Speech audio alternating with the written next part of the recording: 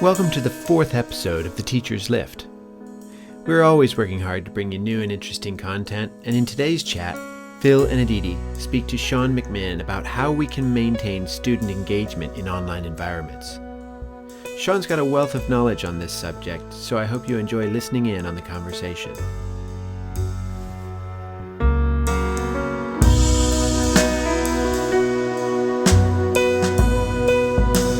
Today we have Sean McMinn, who is currently an associate professor at the Hong Kong University of Science and Technology. He specializes in digital literacies, online learning communities, gamification, MOOCs, educational technology, and various other things in language learning. We are very glad to have him here. Welcome, Sean. Thank you. I'm happy to be here. Welcome to the Teacher's Lift. Yeah, thank you. Nice to meet you both. And nice to meet you. So, as we know, a lot has happened in the last few months, Phil, and it has been in a way unprecedented. In Hong Kong, we have never seen this because of the social unrest and the virus. I mean, all teaching has gone online. Yeah, when was the last time you taught a class, Aditi? For me, it was like November.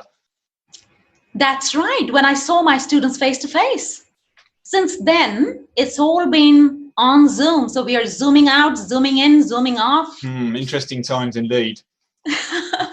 So today, I mean, we're all struggling with this, but today we have an expert with us who knows a lot more about this topic. And he specializes in digital literacies, online learning communities, gamification, MOOCs, educational technology. And it's none other than our very own Sean McMinn from HKUST, who is an associate professor there. So, Sean, how are you coping with this abrupt change? I think it's like the both of you. I'm zooming in and zooming out all the time. It's been a very interesting few months indeed. If I had known that this is what my teaching career was going to be like, I'm not sure. I would have gone through a lot more different training, I think. You know, it's been really something else. But one of the things that you ask how I'm doing, I can only follow that up with saying that I've been really impressed how everyone else is doing and how they're coping with it. Right? Why is that? Well, mostly because I see a lot of people who are uncomfortable with teaching online. I see a lot of people who are uncomfortable with Zoom. They prefer face-to-face teaching, yet they are trudging right through it. And their attitude has mostly been positive. And so while it's been a difficult few months, it's been very uplifting to see people work hard and try to get things done properly. Yeah. So are you enjoying this experience, Sean, though? I mean, you say others are struggling with it. Do you actually enjoy doing this bit more than perhaps you would have done the face-to-face? Contrary to belief, I do like face-to-face teaching. I am enjoying finally being able to share some ideas about online learning and how we can make use of these tools.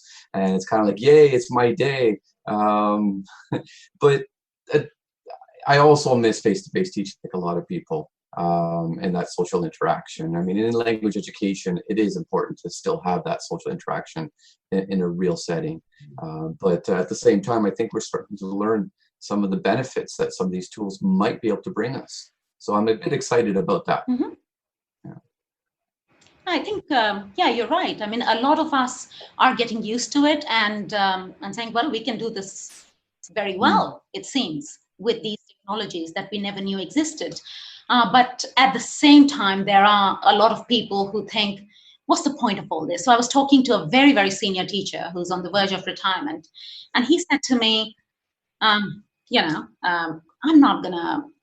not interested in learning all these new tricks. You can't teach an old dog new tricks. And why don't we just give them all certificates, pass them, and just say this is one of those years. This is the one-off. And why are we pretending to kind of behave like it's all normal when things are far from normal? Yeah, I've come across some comments similar to that. You know, I think we'd be doing our students a huge injustice if we just ended things and said, okay, that's it. We're going to cancel the year. You've all graduated. Here's your certificate. Especially when we can create a learning environment that, given time, can be just as effective as our face-to-face lessons. And I'm never one who believes in these, you can't teach an old dog new tricks.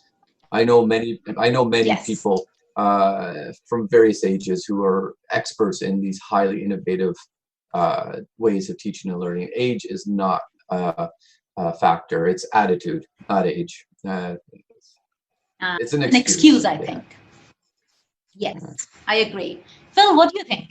So I was just interested there in the teacher aspect. So what do you say that teachers are interested to find out a bit more from you now, perhaps than they were before?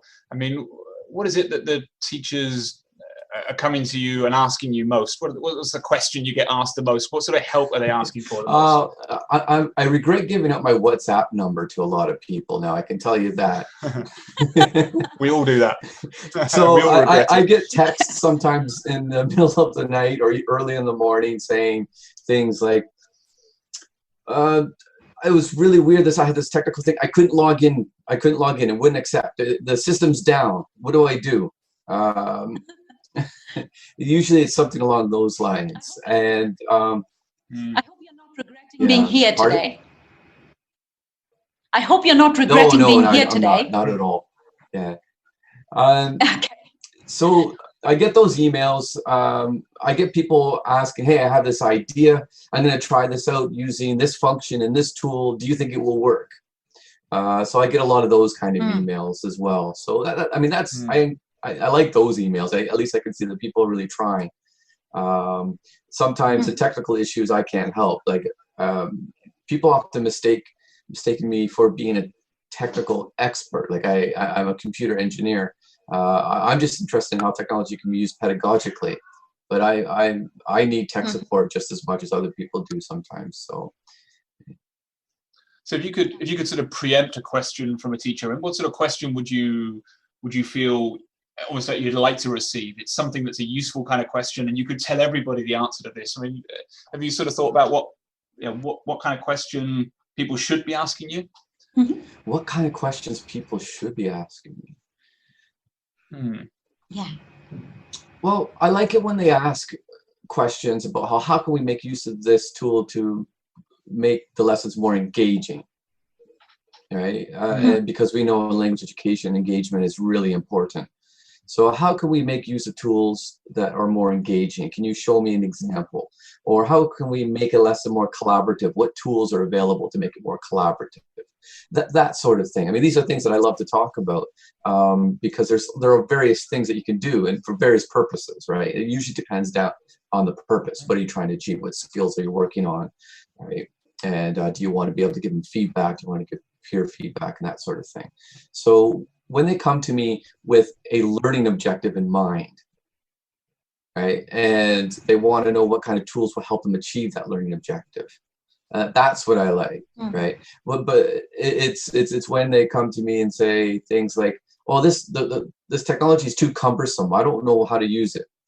These features they don't make sense to me," and they don't really have a clue why they might want to use these features.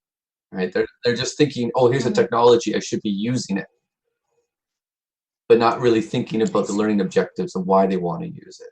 So I want to change their focus. Focus on the learning objective first, then think what technology can help me achieve that.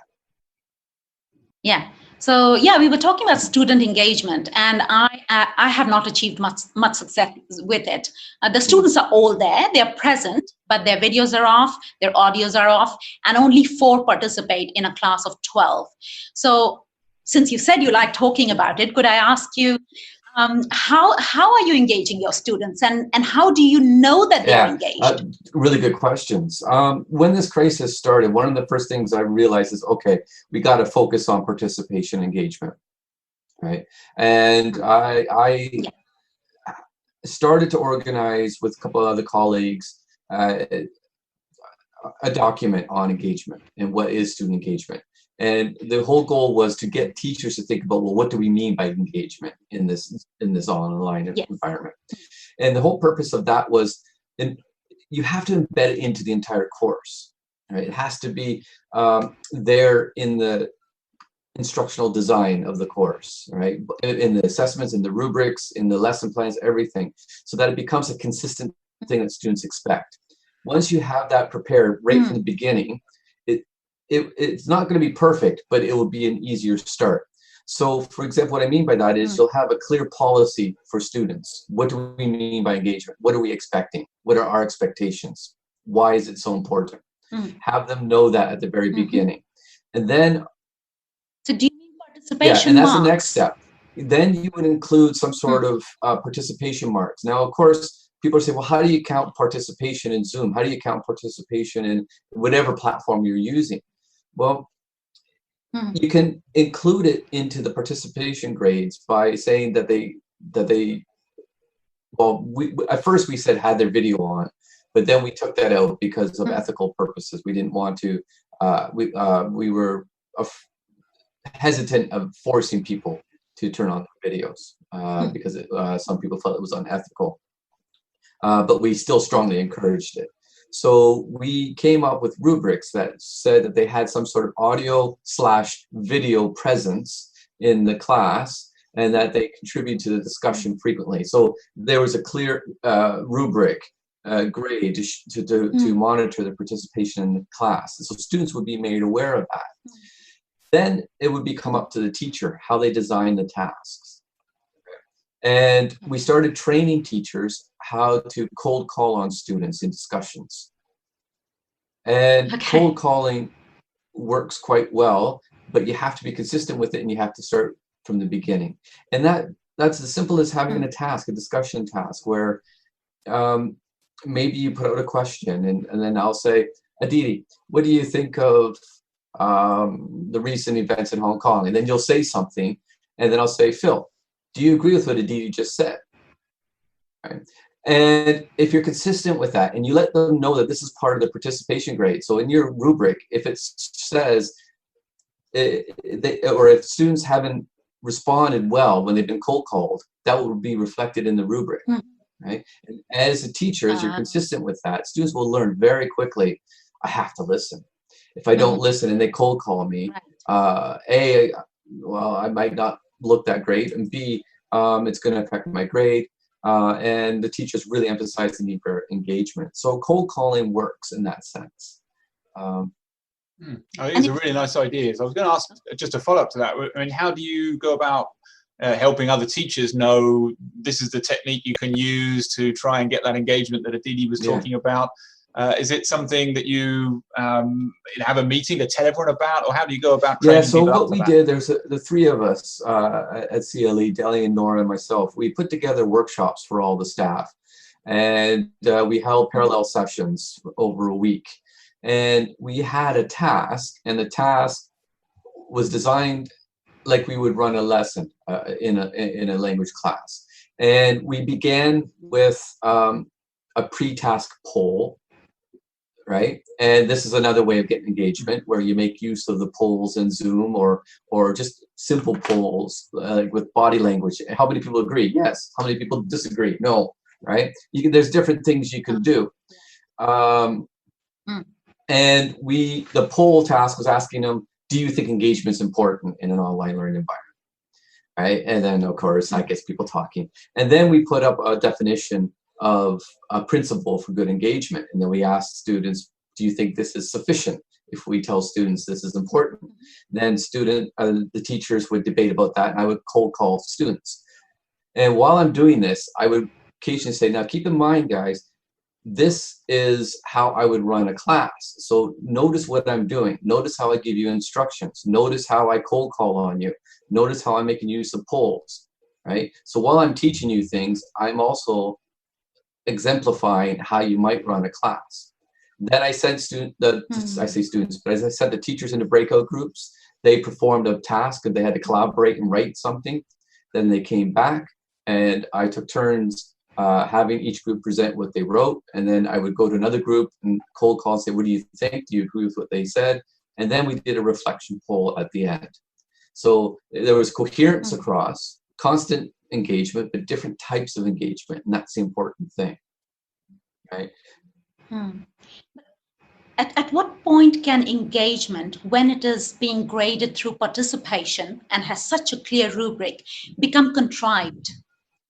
In the sense, students know they're being graded on that, and then they start to kind of compete on that, compete for that, for those grades and start answering for the sake of it? I mean, how do you draw the line there? How do you say, okay, I've got equal participation from all keen people who wanted to have their say? If that were the case, I'd be really happy. if they were competing to be engaging. Yeah. I mean, I think we all know, even in a face-to-face lesson, it's hard to get students to engage with each other, right? I mean, the techniques I'm talking about really are not that different from what we do in the classroom anyway. Right? We're just transferring it into another medium. And one of the benefits of doing it in Zoom is we have these other tools on top of it, like the polls or the breakout groups that where we can get them to work on a Google document or a Office 365 document or some sort of document, and then they can screen share it when they come back and walk through the class. These are things that are a little bit more difficult in a face-to-face lesson, right? But the engagement part is not that different than a face-to-face lesson. So yeah, if they start competing with each other to talk, I wish they would do that in any mode. Right? You're right. It's better to see them more engaged than less engaged. And it's still up to the teacher to give feedback. I mean, you're still the facilitator, but if students are saying things that are irrelevant, you as a teacher should say, well, I'm not sure that's appropriate, or why are you saying that? You might want to think about this instead. I don't know, some sort of feedback. And again, it's no different than the face-to-face lesson in that sense. So conceptually, Sean, what you're saying is that there's not much distinction for you between engagement in a face-to-face environment, engagement online. You conceptually, you're thinking of them pretty much the same. The techniques might be different, but there's nothing else that potentially needs to be different between the two mediums. Potentially, no. There isn't. If we're talking about a synchronous environment like this for engagement, right? There isn't a lot of difference. You do have the extra tools that you could bring into this synchronous environment that make it a little bit more interesting, right? I mean, if you follow the same format in Zoom, like I described to you every lesson, that would get boring very quickly. Right? But using a variety of this and using a variety of tools would be very useful. Right? Yeah. So can I press you a bit more on that? I mean, just are there elements of Zoom or what you're doing online that you think are actually better, or there's some advantage of doing it that way rather than face to face? Yeah. Okay. So making use of we're using at UST Office 365 because it's accessible in the mainland, and it works like Google Documents where you can create collaborative type of activities. So, for example, in one of my classes, I assign them a homework where they have to do a reading and then fill out a chart individually, right? And this class is on multimodality, and they have to analyze something and say there's linguistic form here, there's a visual form here, and so on, right? And they have to say it has this purpose. So they're filling out this chart and to analyze this particular picture.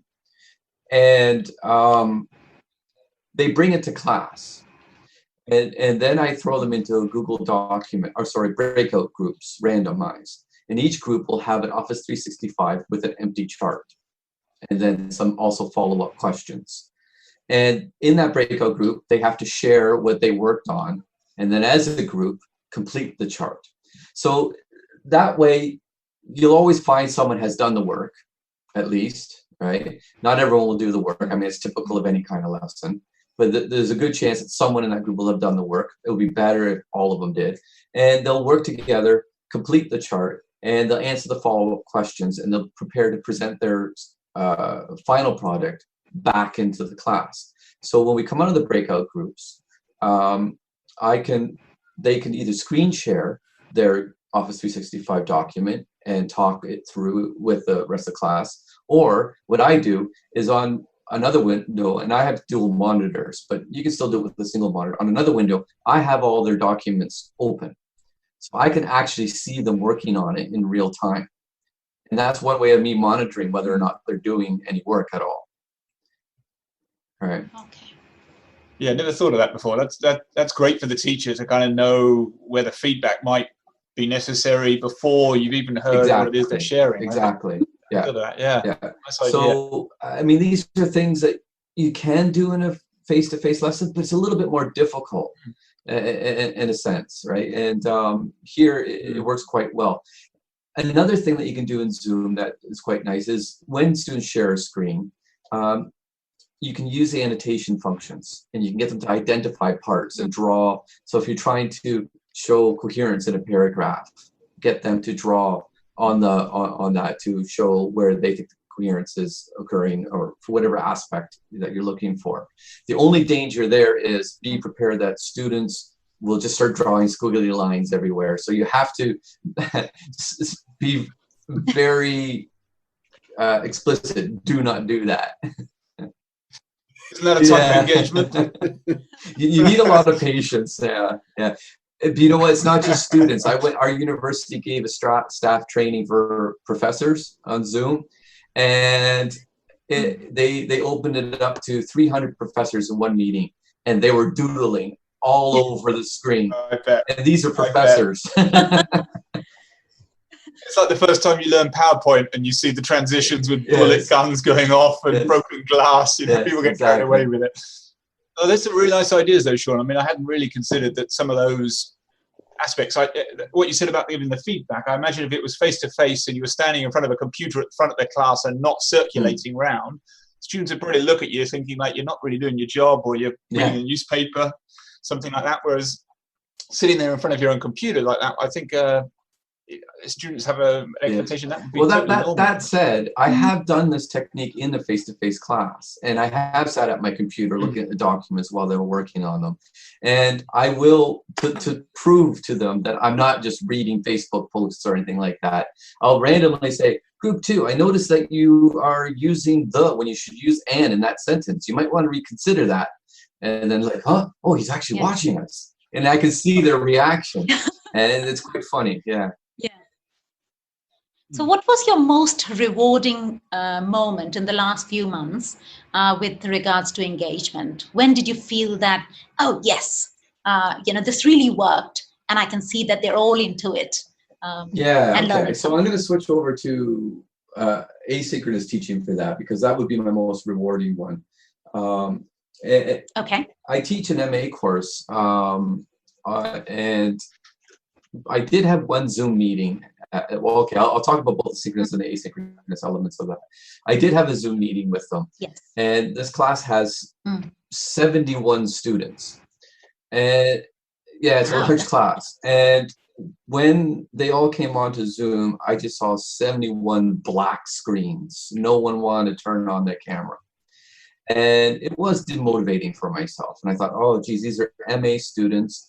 They're being trained to become teachers, and here they are behaving like, young students. I don't know, they immature. I gave them a bit of I don't want to call it a lecture, but a speech about how they're all students of education, and they're trained to become professional teachers, and they need to start now. This is when they begin to try these strategies in learning, and that engagement is really important. That was just the first introduction. It was just an orientation meeting, so I wasn't too worried about that. Then the first week, which was last week, was all asynchronous, where I have online discussion forum activities for them. So it's a typical kind of activity where they have to read a couple of articles, and I have engagement prompts where they have to discuss some theory with each other and that. And the very first question I asked, it was a simple one. How do you define educational technology, or how do you define technology-enhanced language teaching and learning? It is the question that I asked. And it was more or less meant to be a Kickstarter to get the week going. I wasn't expecting anything serious from this. And what I quickly noticed was they were just all individually answering the question, but there was no engagement with themselves. Right? And this is a typical problem in online discussion forum activities. Right? Students just act to the task, and they don't really integrate or interact with each other. So I pointed out to them, I sent a list of frequently asked questions that I kind of made up.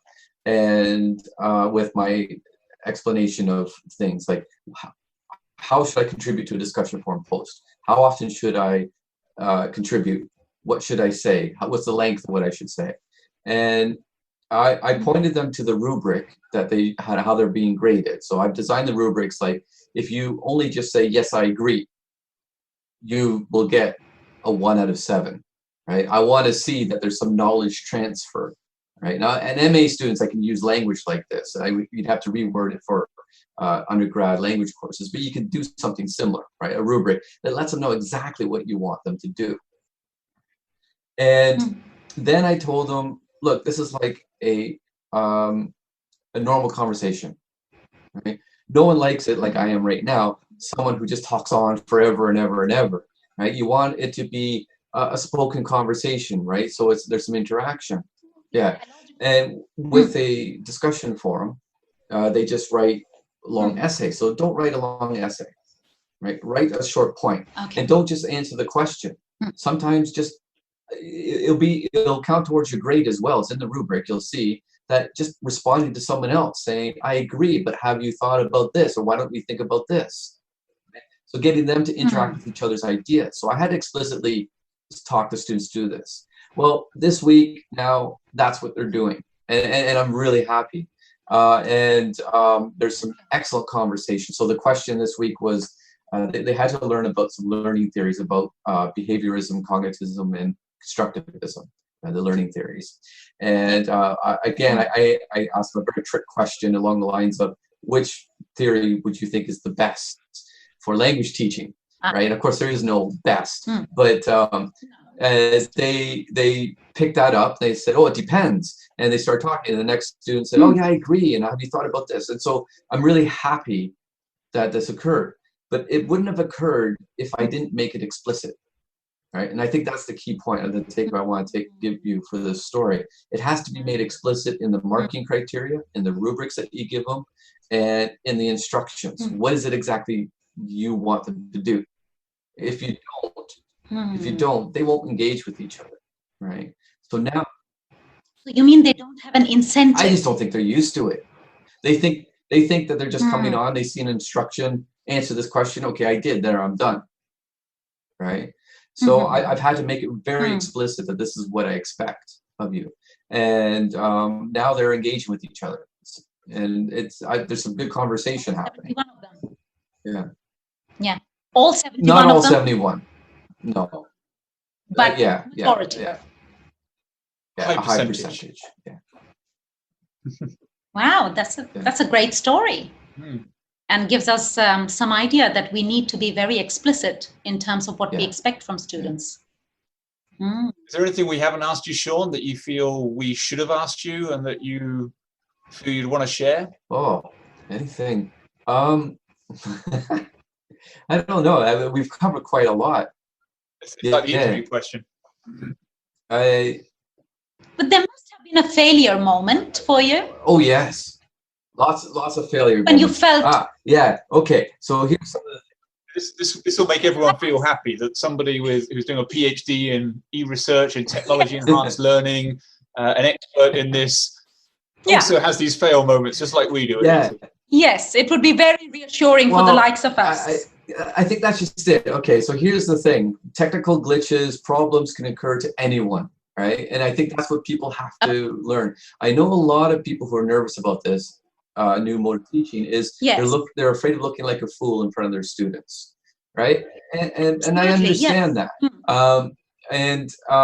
You know what? I think students understand that as well. Right? I've been taking polls. I'll digress very quickly. I've been taking polls with my students in my undergrad class, asking them, how are your other classes with your other professors? How are they going? Right? Yes. And they said, oh, that's fine. I can tell my professor's trying. Right? We know we know the situation. We're all trying to. Right? So students, they're sympathetic. Right? And I think we all need to remember that. And technical problems happen, and they do. So a thing that happened to me recently is, this is a bit weird. I was doing another training session with the MA faculty members. I was trying to train them in Zoom how they can run their MA classes. Now, these are people who are very used to lecturing for 3 hours. So trying to teach them how to have an engaging lesson in Zoom, you know, it's a battle a bit. And so I was a little bit nervous myself. I want to make sure that this workshop will go well. And plus my boss was one of the students, right? So I wanted to make sure it would really go well.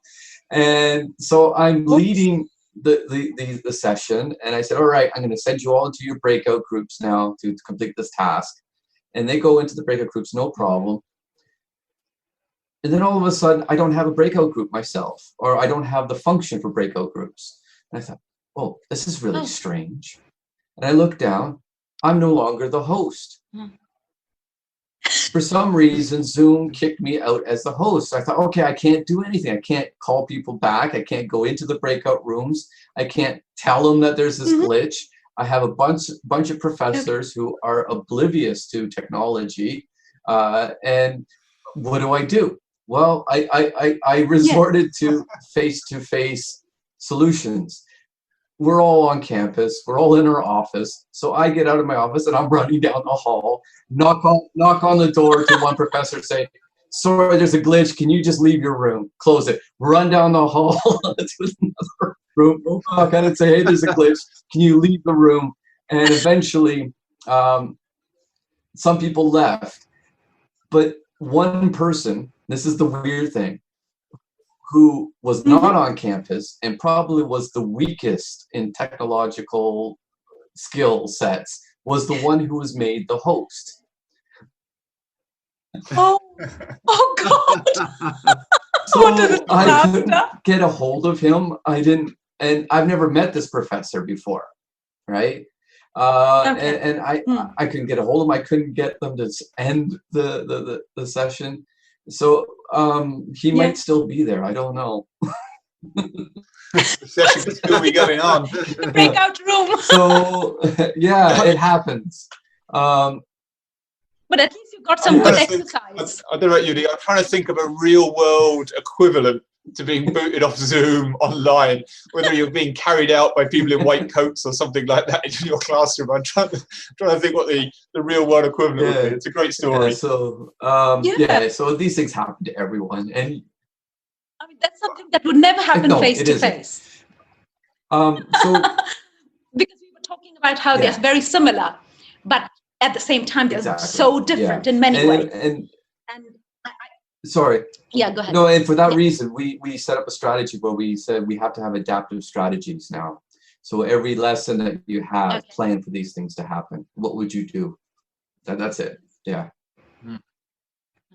So very quickly, what would you do in that situation? If you are booted out, you're hosting. What's the answer? Is there an answer? Well, suggestions I gave people were that every week you might want to have a student who's a student leader, right? And change it every week. And if you get hooked, if your bandwidth goes down, or if you get kicked out, it's their responsibility to take over the class for a little bit and do something, right? You give them a task beforehand, maybe that they might have to do until you can return, right? They want you to return. What if you don't? My students do not want me to return and completely boot me out. You can also say, have an asynchronous exercise that they can do, right? And I mean, it's not perfect, but at least it's something. Yeah. Okay. Yeah. I wanted to try to kind of bring you back around, Sean, to something that I've been listening to that is quite heartening, in that, we started off this discussion and we talked about, these terrible events that are happening in the world today that have forced us to go online, and how do we react to that? And yet, as you were speaking today, Sean, the message was, in my perception, overwhelmingly positive. You started off and you talked about teachers having a discussion about what is engagement. Yeah. And that to me was just like, wow, this is, if for no other reason, just the fact that we're coming together and we're all realizing it's important to have these discussions about engagement. Mhm. which are important discussions for us to have, whether we're facing a virus or a protest Yeah. or not. True. Yeah. And so I can see that there are all these potential rays of positive washback Yeah, coming back absolutely. from this, things that we might do better. Mhm. So I just wanted to end off and kind of ask you this. When we look back a year from now, Sean, or 2 Mhm. years from now, or Yeah. 3 years from now, we look back on what's happening to us today, do you think we're going to remember overwhelmingly the terrible bits, or do you think we're going to look back and say, thank goodness that happened from this perspective? And I don't mean to say thank Yeah. goodness that happened, but will there be these positive things that we will have a few years down the line? I'm always the optimist, so I would say yes. Right, I will look back positively. Of course, we'll say, "Oh, I can't believe this! I'm so happy we returned to face to face. I don't ever want to go through that again." I mean, it is extreme, right? I don't want to ever go through this again either. And I think looking back, I mean, well, hey, we're talking across institutions. That didn't happen as much before, right?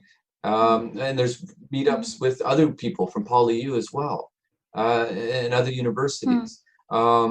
People, I hear people talking in the halls. They're sharing their ideas.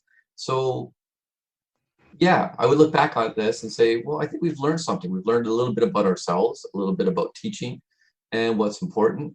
And we've probably learned new skills that we can now put into our course design. I completely agree with this. And if I can just say something as a mother, and I think Phil might agree with me because he's a father as well. So other than being teachers, we have all these different roles. And I was thinking, okay, I've learned quite a bit this time. And if there was any potential or any implication of this to be turned into flexi teaching or flexi learning for students and teachers who want it or opt for it, that would be great, because it would enable that work-life balance that we are striving for these days. And if not for this, we would have never seen the prospect this has for achieving that kind of work-life balance and doing things from home and saving time. Yeah, absolutely. Those are, I agree. Those are really good points. That's so much useful knowledge from you, Sean, for our teachers. And we're running out of time. Otherwise, I could listen to you forever. We'd like to thank you for everything you told us today about student engagement and online learning. And we hope to welcome you again on our show sometime soon. Thank you. Thank you.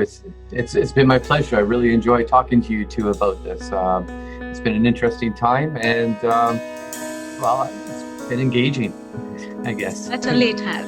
Yeah. Thanks, Sean. Thank you, Sean. Thank you.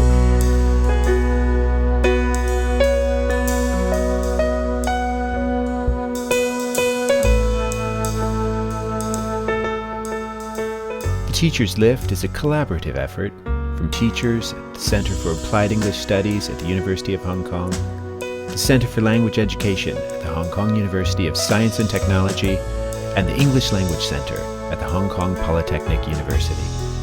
If you like what you've heard today, I hope you'll click on that subscribe button in your favorite podcasting app so that we know you're out there listening.